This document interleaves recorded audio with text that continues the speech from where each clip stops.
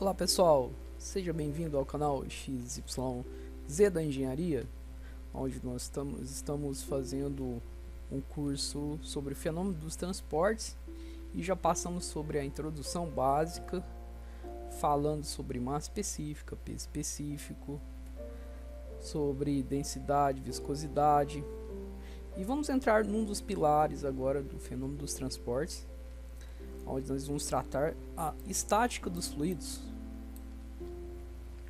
Nós vamos fazer uma série de vídeos onde nós vamos tratar dentro da estática dos fluidos parte sobre pressão, sobre força de superfície submersa e empuxo, que vai ser uma parte preparativa para que a gente possa entrar em vazão mais à frente, número de Reynolds, bombas, tá bom?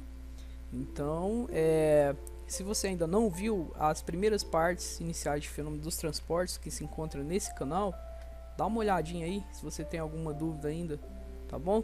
É necessário entrar para você poder entrar nesse tema, assistir os outros vídeos. Então, vamos lá.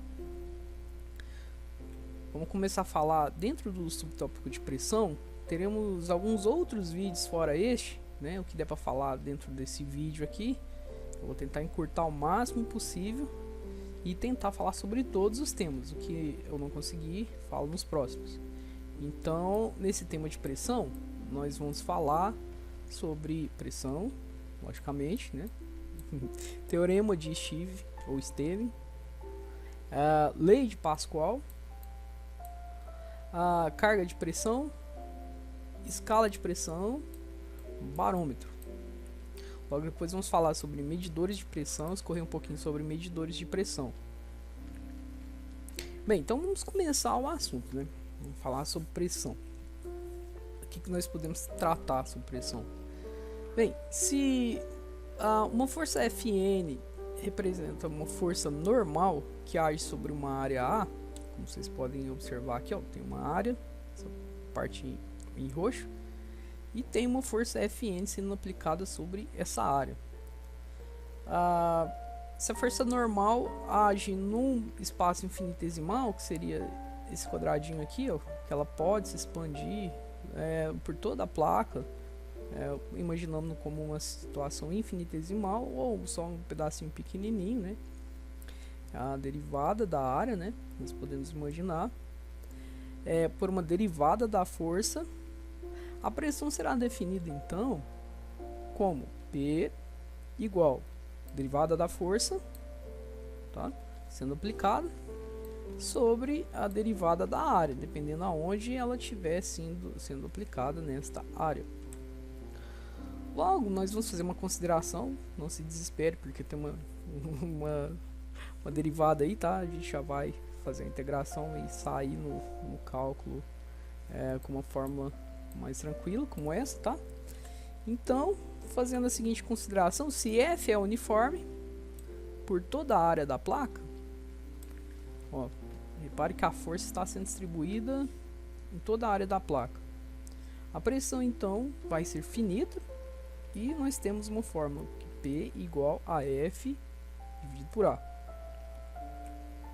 Bem, vamos dar um exemplo de pressão para entender mais ou menos o que significa, o que é pressão. Nós temos que a pressão é a força sobre a área, tá? Força dada em Newton, a área dada em... Se for no sistema internacional, nós podemos trabalhar newtons por metro quadrado, tá? Se for de maneira formal, pode tratar como centímetro quadrado, tá bom? Como milímetro quadrado e por aí vai. Bem, então, se você reparar, a mesma força aplicada em diferentes áreas pode-se ter diferentes tipos de pressão, tá bom? Vamos imaginar aqui que você está comparando forças, mesma força, aplicada em diferentes regiões, ó. Eu tenho esse círculo, tá bom? Ele simboliza um êmbolo. Desse modo, ó, essa é a visão de cima, que você vê aqui a visão de cima. Essa parte do êmbolo é a parte lateral, tá? E aí você tem um líquido aqui embaixo. Vamos imaginar que você tem um líquido aqui embaixo deste êmbolo. Quando eu começo a pressionar, ó, vamos imaginar que eu estou vendo a vista lateral, o êmbolo, eu vou ter uma força distribuída sobre a área, tá? Que vai ser distribuída sobre todo esse líquido aqui, esse recipiente redondo, tá? Bem, de mesmo modo, eu vou ter uma segunda área e vou aplicar a mesma força de mesma intensidade sobre agora uma área notavelmente menor, ok? Então vamos supor que essa área seria de 100 newton, tá? Se você observar, usar a fórmula que nós deduzimos, que pressão é força sobre área, vamos colocar aqui 100 newton, aonde você tem a força e a área na parte de baixo. Vamos usar centímetro quadrado, tá? Só como um exemplo não oficial. Então, nós podemos dividir 100 por 30, você vai ter 3,33 newton por centímetro quadrado. Isso na parte grande, tá? Agora, se eu pegar a mesma força, 100 newton, e dividir por uma área pequena, eu vou ter uma área de 10 centímetros quadrados. Eu vou chegar à conclusão que a pressão vai ser 10 newton por centímetro quadrado. Ou seja, se eu distribuo uma força sobre uma determinada área grande, a força ela vai ser pequena comparada quando eu distribuir essa mesma força sobre uma área menor, tá bom? Então eu posso perceber que a pressão, mantendo a força constante, ela vai ser alta quando a área for baixa, tá bom? Isso é o exemplo que você tem em casos práticos, onde você tem aquelas moças que usam salto-agulha e ela exerce um peso, né? Às vezes uma moça muito magra, né? Ela exerce um peso grande sobre algum tipo de piso e consegue marcar o piso com aquele salto-agulha. Isso é um exemplo. Ou isso é o mesmo exemplo, um exemplo informal, de uma vaca que ela chega num determinado local, ela começa a afundar, porque elas têm as patas muito finas. Mesmo caso você tem um cavalo, onde as patas são bem grossas, né? Ele tem as patas bem robustas e aí ele não afunda. Então essa é uma definição básica que você pode utilizar como força sobre área, tá? Então quando a pressão é alta, quando você tiver uma área bem pequena, aplicando, bem dizer, a mesma força, tá bom? Então vamos usar uma parte mais de equações. Vamos tratar de modo equacional o nosso tema de pressão, falando sobre o teorema de Stevin. Então nós temos algumas considerações, né? Nós vamos tratar aqui imaginando que nós temos um recipiente, e nesse recipiente nós temos um cilindro. Esse cilindro ele tem um determinado volume, tá bom? Nós temos esse cilindro com tamanho L, como vocês podem observar aqui no desenho. Você tem na entrada do cilindro, vamos chamar esse ponto de ponto M, tá? E nessa saída do cilindro você tem N, aliás, ao contrário, você tem a entrada N e a saída M, tá? Imaginando que estamos indo de N para M, ok? Então, podemos considerar que temos uma determinada pressão, tá bom? Temos o peso desse fluido, peso específico desse fluido, chamado de dg, aliás, peso, né? O peso específico do fluido chamado de dg. Temos uma altura h, temos uma altura de Zn que vai do PHR, vou falar o que é esse PHR, vamos chamar esse PHR de ponto horizontal de referência. Então ele vai do ponto horizontal até N, tá bom? Temos Zm. Qual a definição de Zm? Zm ele vai do plano horizontal até M, e desse modo podemos entender um pouco sobre como age a pressão dentro de uma coluna de fluidos. Temos um ângulo alfa, e aí nós vamos considerar a seguinte situação, que a diferença de pressão entre dois pontos de um fluido é igual ao produto do peso específico do fluido pela diferença das cotas dos dois pontos. Tá bom? Como assim? Vamos fazer a dedução para que nós possamos entender. Nós temos o seguinte, vamos fazer a consideração que nós temos aqui a altura H. A altura H, ela será Zm menos Zn, tá bom? Essa altura de Zm menos Zn, eu vou ter essa altura H. Demonstrando desse modo, ó, você vai ter essa parte menos essa, que vai ficar somente com esse pedacinho aqui H, tá bom? Vamos fazer essa consideração. Bem, então, nós temos a seguinte situação. Temos a força, diferença da força sendo aplicada em N na entrada, e temos a saída da força sendo aplicada com no ponto Dn, tá bom? No ponto M.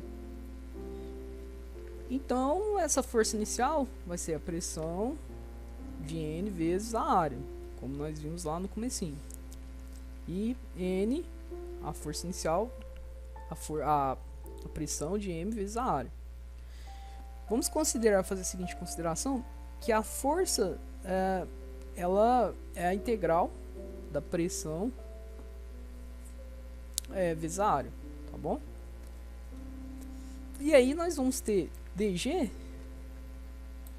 e fazer a seguinte consideração, que dg vai ser L vezes a área, tá? A diferença da área, vezes o peso específico, ou seja, o volume deste cilindro que nós estamos considerando, vezes o peso específico do que é feito esse cilindro, tá bom?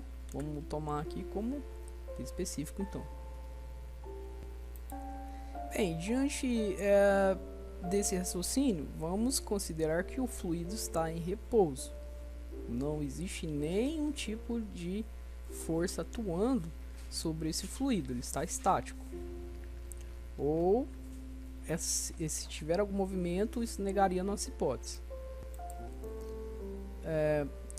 Logo então, nós vamos salientar a seguinte situação, que as forças de pressão, elas serão normais à superfície livre do fluido, tá bom? Logo, as forças de pressão no eixo, elas serão nulas, elas serão normais, então elas serão nulas mediante ao eixo, tá bom? Fazendo essas considerações, nós vamos chegar à seguinte situação, que a força de pressão de N vezes dA menos P de N, M vezes dA, menos a força que você tem de G vezes o seno de alfa, vai ser igual a zero, tá bom?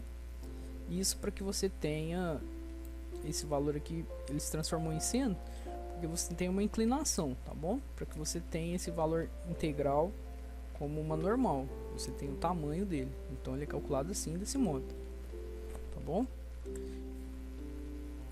Bem, será igual a zero. Logo, vamos igualar essa situação, passar dg de seno de alfa para o outro lado, para todos os modos genéricos. E aí eu vou ter, tá bom? Eu vou isolar dg de seno de alfa igual a h, né? E nós dizemos que h é o que? Isso seria a altura, tá bom? Esse h seria a altura. Aliás, esse h, o tamanho de h seria o tamanho da altura que eu tenho, que vai de Zm a Zn, e assim eu posso concluir o seguinte, que a pressão de N menos pressão de M é igual o peso específico do fluido vezes H, tá bom? Resumindo, o peso específico vezes a diferença das duas cotas, Zm menos Zn. Bem, essa definição é um pouquinho complicada, tá bom? Mas chegamos à conclusão que a diferença de pressão que você vai ter vai ser igual ao produto das diferenças de cotas, tá bom? Essa é a ideia de Stevin. Bem, vamos fazer algumas considerações da utilização das deduções das fórmulas de Stevin. Você tem a seguinte consideração: as diferenças entre as cotas, tá bom? A pressão ela só vai variar conforme a diferença entre as cotas que você tem. Por exemplo, eu quero calcular a pressão no ponto A, ó. Então a pressão no ponto A, vamos supor que a pressão no ponto A ela vai ser o peso específico desse determinado fluido que você tem, tá bom?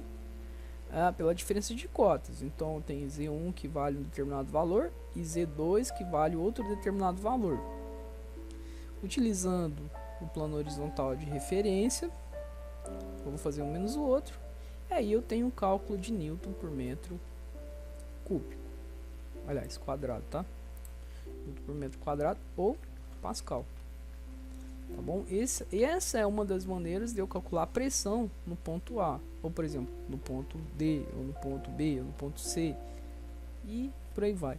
A segunda consideração que nós temos de fazer é que a pressão, por exemplo, ela no mesmo nível, ela tem o mesmo valor, tá bom? A pressão na mesma cota, ela tem o mesmo valor. Por exemplo, a pressão desse ponto A, ela vai ser a mesma do ponto B, tá bom? Ou seja, eu tenho o mesmo fluido na mesma altura, porém eles terão a mesma pressão, ok? Isso é uma afirmação, pode usar sem medo esse tipo de afirmação. Bem, de mesmo modo, olha, eu posso olhar aqui, PA vai ser igual a PB. Pressão nesse ponto A vai ser 3 Newton por metro quadrado. Quer dizer que a pressão de B, automaticamente eu já sei que está no mesmo nível, ou seja, eu posso falar que está numa linha isobárica, linha de mesma pressão, que vale 3 Newton por metro quadrado, tá bom? Bem, a pressão de D, que está no mesmo nível aqui desse ponto aqui, ó, de C, eu posso dizer que as duas valem o mesmo valor de pressão. Desse mesmo modo, eu posso dizer que tanto a pressão de D quanto a pressão de C, ela é diferente da pressão de A e pressão de B, tá bom? Porque estão em alturas diferentes. Se estão em alturas, ou seja, cotas diferentes, elas têm diferentes pressões. Esse é um tipo de consideração que nós podemos abordar. Bem, pessoal, então, outra consideração que pode se fazer mediante as pressões, que o formato do recipiente que você estiver fazendo o cálculo, ele não é levado em conta. Ou seja, eu tenho vasos comunicantes como esse, ó, tenho a pressão aqui no ponto A, desse modo, tem uma situação de espiral aqui, ó, uma bolinha, um círculo, né, um êmbolo aqui, e aqui eu tenho um tubo, tá? Então a pressão, mesmo sendo de diferentes formatos num vaso comunicante, ela sempre vai ser a mesma. Então leve em consideração essa premissa. Outra consideração importante para se fazer cálculo dentro do teorema de Stevin é o seguinte: que a pressão de um gás, ela pode ser desprezada as diferenças das cotas. Ou seja, eu posso dizer que a pressão de A, ela é aproximadamente igual à pressão de D, observando que elas têm diferentes alturas, ó. Ponto A está numa altura, ponto D está numa outra altura, tá? Vamos imaginar que o gás está disperso desse modo. Por quê? Porque você tem um peso específico muito pequeno, então não vai interferir no cálculo de cotas, tá bom? No cálculo de pressão, aliás. Então pode-se afirmar do mesmo modo que a pressão de A, respectivamente, é a pressão de D em qualquer lugar que estiver um gás, tá bom? Bem, vamos fazer um exemplo para que vocês entendam quais são as aplicações então do teorema de Stevens. Bem, qual a pressão no ponto A no fundo da coluna de água? Sendo que eu tenho a altura igual a 2 metros, eu tenho gravidade igual a 9,81 metros por segundo quadrado, e tem a massa específica equivalente a 1000 kg por metro cúbico, tá bom? Então vamos fazer essa consideração, executando os cálculos. Eu tenho a fórmula aqui, a pressão de A no fundo da coluna é equivalente a massa específica vezes a gravidade vezes a altura. Bem, sabendo dos dados que eu tenho 1000 kg vezes 9,8 vezes 2, eu vou ter uma pressão aproximadamente de 19.620 newtons por metro quadrado, tá bom? Então esse é o jeito básico de fazer um tipo de conta quando se trabalha com colunas de líquidos. Bem, outro exemplo prático agora para vocês entenderem melhor como que nós vamos fazer as contas seria isso, ó. Exemplo 2. Qual a pressão no ponto A? Vamos supor que a gente tem um ponto aqui também, tá? Quase igual ao outro exemplo, vamos chamar de A. Qual a pressão no ponto A no fundo da coluna de fluidos? Então você tem três tipos de fluidos immiscíveis, tá? De cores, pode-se perceber que são de cores diferentes. Então tem a altura 1 para o fluido 1, a altura 2 para o fluido 2, a altura 3 para o fluido 3. Temos todos os dados aqui. E desse modo eu posso fazer a seguinte equação, que massa específica 1 vezes a gravidade vezes fluido 1, mais P específico 2 vezes a gravidade vezes a altura do fluido 2, mais P específico do fluido 3 vezes a gravidade vezes a altura do fluido 3. E se tiver mais fluido, por aí vai, você continua somando, tá bom? Só que nós só temos esses três. Vamos então equacionar e substituir os valores. Bem, vamos isolar a gravidade, tá? Porque ela é comum nos três. Então vamos extrair ela para facilitar o cálculo. Então, substituindo os valores, você tem massa específica 1 igual a 980, massa específica 2 igual a 0,025, massa específica 3 como 600 e as alturas, tá bom? Altura. O que acontece? Ó, metro cúbico vai ficar ao quadrado, tá? Quadrado vai ficar ao quadrado, quanto se multiplica aqui, tá? E por último aqui ao quadrado. Desse modo, quando você fundir metro por segundo por quilograma, você vai ter consideração de Newton, tá bom? Depois que fizer a conta de todos. Então, fazendo a conta de considerando todas essas massas específicas, nós chegamos à conclusão que temos a pressão de 757,05 Newton por metro quadrado, ok? Então, pessoal, desse modo aqui você tem vários tipos de equações, resumindo, tá? Você tem vários tipos de equações que você pode trabalhar com pressão, como demonstrado aqui, ó. Nós chegamos a essa conclusão que pode-se usar simplesmente essa equação para pressão, tá? De Stevens. Você pode calcular massa específica pela diferença das cotas, levando em conta todas essas considerações para sair certinho o cálculo, tá? Ou se você quiser utilizar de modo mais arrojado uma equação diferencial, você pode utilizar essa também, tá bom? Que pressão é igual a diferença da força sobre a diferença da área. Então, para os modelos universitários, você pode estar utilizando, tá? Então, pessoal, logo depois eu vou fazer a continuação desses vídeos, continuando estática dos fluidos, que é um tema bem aplicado, um tema bem extenso. Nós vamos continuar falando e abordando esses assuntos. Obrigado. Deixe seu like aí, se inscreva no nosso canal para acompanhar mais vídeos.